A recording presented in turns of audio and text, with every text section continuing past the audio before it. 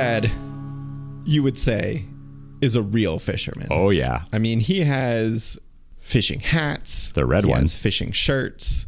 He has his favorite yellow coffee mug that says, "I heart to fish." You got to have your fishing fuel, dude. I know. Yeah, he also had a really cool boat. I remember we had the coolest boat, I think. It was kind of like long. It was like really slick looking. It had like spackled maroon. It looked fast. And it was very powerful. I feel like you could go faster in that boat than Dad could go in his F-150. I think it's the only boat that I've been on that had carpet. It's a fancy boat, dude. Why did fishing define him? Because I feel like it was like the main thing that we did. Dad really liked to fish. And I think I just found this out recently that his dad actually had a fishing boat that he got when Dad was young. But he never took it out. He wouldn't take his own kid fishing? Not only would he not take his own kid fishing, but he wouldn't even go fishing. So Dad would have to oh my God, steal the oars and go out to Medina Lake and rent a boat and just sit in the boat fuming like, I could be in my own boat instead I have to I could be in my rent own a boat. Boats yearn for the water, dude. They want to be in the water. And it was just sitting there at Monterey, just not moving. And I think, dads especially yearn for the lake. Dads need to be near lakes. That's true. And our dad was a lake man. He knew all the lakes in Texas. He could name them all. Medina, Buchanan, LBJ, bunch of lakes named after presidents. Yeah, I certainly remember President Amistad. Well, he had a good, he won the Spanish-American War. Now, tell me this, Brian. I remember that. I thought it was awesome. Did you ever feel just like the coolest kindergartner in class, like going to school on Monday being like, what'd you guys do this weekend? Let me talk. I went fishing with my dad. I can't imagine many people spent their weekends, just ripping waves and getting tossed around as much as we did. Tube. We were some tan boys. We were very tan. Now he would take us out to Medina Lake, which I think is the saddest body of water in all of South Texas. But we did not care. We liked it. It was green and not too crowded, which is very important. Yes. You don't want a lot of people. People scare the fish away, Brian. I feel like this lake had like a certain myth about it. It was, the place where crazy 80s dads go with their mullets and go water skiing. It had an island. They'd have their Marlboro coolers. Yeah. Their trucker caps. Yeah. Oh, that was in the 80s though. But like now nobody goes to this lake, which is good. It's just us. It's just our lake now. Yeah. Our lake that had no fish in it. Oh, yes. There was no fish, which was a problem. It's the main draw of a lake is to go fishing. But that was one of the things that Medina did not have. Now, we would take out of the Red Cove Marina, which is, I swear to God, an actual location from Fallout. It's just a corrugated metal shack that claimed to sell hamburgers. And it had like a sign that was like a rusty depiction of palm trees in a fun font that really did not match the vibes. I just remember like sitting in the truck or sitting in the boat and Dad would, scuttle away into like this tin shed and come out with like just a bucket of minnows. I'm like, what is going on in there? They served hamburgers and live bait. I think that was just the same meat. It's the same. We did get a hamburger once, and it did taste like minnows. I don't know if you ever remember catching any fish, but I certainly don't. No, it was dry out there, dude. Just nothing out there. Dad would always say like, oh, they're just not up. They're sleeping. Why are they always sleeping? I don't understand how fish can be sleeping, but yeah, they were really, we would always get there just a little too late. They're really only awake at like the brief moments in the morning when it's nice and cool and the sun is just coming up. Yeah, I wanted us to get there earlier and earlier so we could catch that like ephemeral, fish time. Try to convince Dad to leave at 6. Then 5, and then 3, so that we could be on the lake at 5 a.m. Yeah. I just sincerely believed if we could just hit the right time, like the fish would just jump out of the water and into the boat. I don't think, getting there earlier would magically apparate the fish into the lake. Apparition of fish. Find us, fish us. Oh, speaking of find us fish, we had a fish finder, dude. Do you remember that? We did. We did. It was actual submarine radar technology. It had like a little screen on it that could display like a very pixelated, like Tamagotchi Tiger Electronics view of like whatever was under the boat, like as a pixelated fish. Yeah, I think the pixels were actual fish. They were just fish-shaped pixels. Yeah, it seemed pretty high tech to us.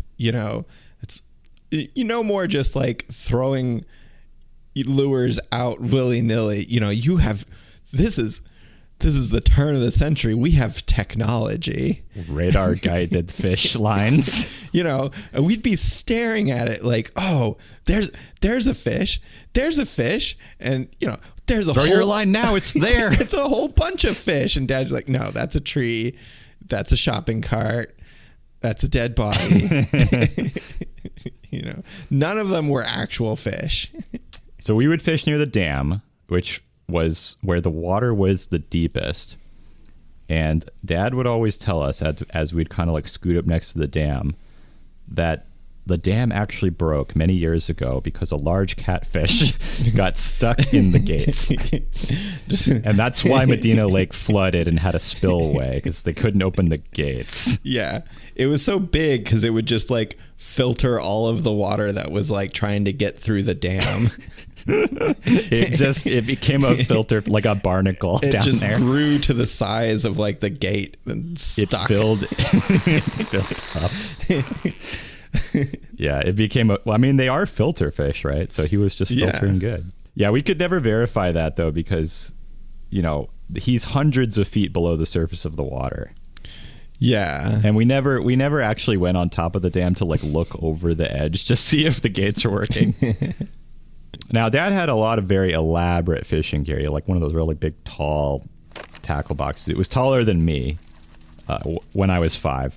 And it had like all the colorful lures and stuff. He had all the advanced reels, the rolly kind. You know what I'm talking about? Oh, yeah. Yeah. The spinner reels. That's it. He was pretty good, casting using all these advanced. I think, us as kids, we had the little push button ones, pretty simple. I think once or twice, we would beg Dad like, oh, let's use the adult reel, and just instantly just poof, a massive bird's nest just appeared, and Dad just like, okay, and then spend like 20 minutes just like snipping through wires and the line and relining the rod. Most of the fishing was just Dad untangling the messes that we created out of the lures. He would hook up our lures. He would pick up which ones we should use. He would decide how we would fish, where we would fish, whether we would trawl, whether we would use bobbers. Oh my dude. He did all the thinking. This is shattering my core memory. I thought I was actually like a really good 6-year-old fisher kid. I didn't realize that he had just done everything for us. He was tying. In my mind, I was like so good at fishing, but it's just because he set up everything for us. He was tying all the knots. He's like, you know what? The fish aren't eating these lures. Let's tie this. Let's try the frog. Let's try the spinner bait. Let's go over here. Let's go to this cove. Nope, this cove isn't. We were not doing any work. We didn't do it. I feel like I would have this unfound confidence if I went fishing now. Like I would know exactly what to do, and then I would just like trip and fall and face plant because I never actually did any of it. Yeah. Like I would take, the line and put on, a lure and be like, oh, okay, I'll just tie like a bunch of square knots and just like fling the lure out, and immediately it would like snap off the line because I don't know how to tie a fisherman's knot. No. You and I were chaos, like with our fishing rods. We were swinging around the rods, and these, like, we've got the lures attached to them, so they get caught I remember they would get caught in our clothes, and whoever had the rod didn't know, so they start yanking on it or getting like tugged around the boat. Yeah, I mean, there were definitely like fishing lures all over the place. I'm not even sure how we still have eyeballs at this point. We basically tried everything to up our fishing game, which was not very successful. Yeah, we tried a couple other lakes. I remember once we went to a lake that had a power plant in it, and Dad said that it made the water warm, which the fish liked. They like the nice jacuzzi bath. They like the radioactive glow. I thought my whole life that it was a nuclear power plant, and I looked it up recently. It was a coal plant. I'm so disappointed. Yeah, I wanted to catch the three-eyed fish. We also used a lot of live bait minnows. We would get them from Red Cove, and I think we would just spend more time trying to grab the minnows in our hands than we did actual fishing. And sometimes we would go night fishing, and if you throw a lamp overboard, the minnows will come and swim up to see the light. You don't even have to pay to buy live bait. You can just catch them. It turns out minnows are just free. They're already in the lake. Minnows are free. They're just in the lake. That's where they live. And so we would catch, we'd have a minnow net and catch the minnows and supply our own bait. Dude, that's probably the most fish we ever caught. Just hand grabbing the fish right out of the lake. We definitely had more fun playing with those tiny little fish than we did actually fishing. Absolutely. Well, if you just kept them and fed them every day, they would grow big and strong, and then you could have your own big bass, Yeah. And then there was another type of live bait that we used, right? Well, Dad called them water dogs. But in reality, they were sort of a green freshwater axolotl. They're like big lizards, and they were unfortunately very cute, which is very tragic because in order to get one on the end of your reel, you have to jam a hook right through its head. It was, I learned a lot that day about death. And like the very gray area between life and death that involves a lot of squirming. We only did that once. It was too brutal. It was too dark. It was too metal, I think. I think because they were also significantly more expensive than the minnows. So I feel like fishing, it's a huge core memory, but I realized recently that we would only fish for like 20 minutes and then we would move on to something else. Yeah. I mean, once, we would get there at like 5:30, 5 o'clock in the morning, and as soon as the sun got up, Dad would be like, okay, the fish are asleep. The fish are asleep. Yeah, how does he always know when the fish are asleep? We just weren't catching anything, and so that's when he would just like, all right, pack it up, and then bring out the inner tubes. Yeah, the tubes. Hook up the tube to a big rope, toss it out the back, and then just go as fast as he could to try and like flip us, create these huge wakes and then just like launch us into the air. When you were in that tube, it felt like you were going Mach 1. Like the water was spraying in your face. Oh yeah. Like everything was shaking. Why did it feel so fast? It's so, were we going fast? Like what is going on? I recently, I was talking to Dad, like, we had a pretty fast boat, and he's like, yeah, we had the engine was a 200 horsepower. Oh my god. Mercury, electronic fuel injection. Fuel injection.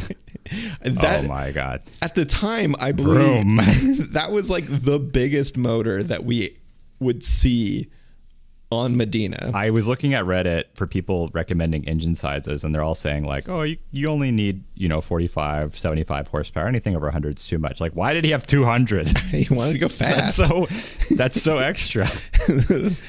He's like strapping an F-18 to the back of his bass boat, dude. I mean, less time driving is more time fishing. True. So that was like our era of fishing until like the mid 2000s. And I think fishing was probably a temporary hobby, just temporary. until we were old enough, till Dad could get into his real hobby. Oh, to unveil the real sport, which was which was guns. guns. I think he just didn't want to bring guns around a couple of 6-year-olds, so fishing was a good kid-friendly activity that would tie him over. Until, of course, he could just become the embodiment of Birth Gummer. Yeah, a true Second Amendment dad. Absolutely. That's our dad. He's just waiting for a giant worm to like burst through his wall. Yeah. He's got the rack. He's got all the firearms ready now. He's got the in case of emergency break glass guns. But that is 100% our dad. Yeah. And well, I was checking recently. They have data sites on, all the Texas lakes, and how's the lake doing? it's not doing good, Brent. Uh-oh. What happened to it? So guess how full Medina Lake is. I'm a Medina Lake half full kind of person. You're not half empty. You're a half full lake kind of person. Yeah, half full. Optimism. Here we go. So how's 2% full? Like 2% milk? Is this good? 2%. You're saying it's watered down? It's there's no water in it. That's what I'm saying. Oh. There's just somebody spitting into the lake. To keep it's just filled by spit is how much it's full. That's pretty much it. Oh my God. So I think that's low. Yeah, I think that catfish is probably struggling. Now I know that Dad is a true believer in Medina Lake. He's saying it's going to come back every Christmas. He's like, "Yep, it just needs one good rain. One good rain, it'll all come back." Yeah, just one rain, it'll fill right back up. We just need 98% more water, then we'll be fine. Well, Brian, thanks for remembering fishing with me. Do you fish as an adult currently? I actually did go fishing recently. I bought a rod and reel. I bought the adult reel. Whoa. The spin caster. The fancy one. The fancy hard one. Can you use it? I did. Guess what happened? Bird's nest. Bird's nest. Immediately. Bird's nest. Immediately. Well, you might need to go back to the kitty one. Yeah, I need the button one. There's nothing wrong with the little button.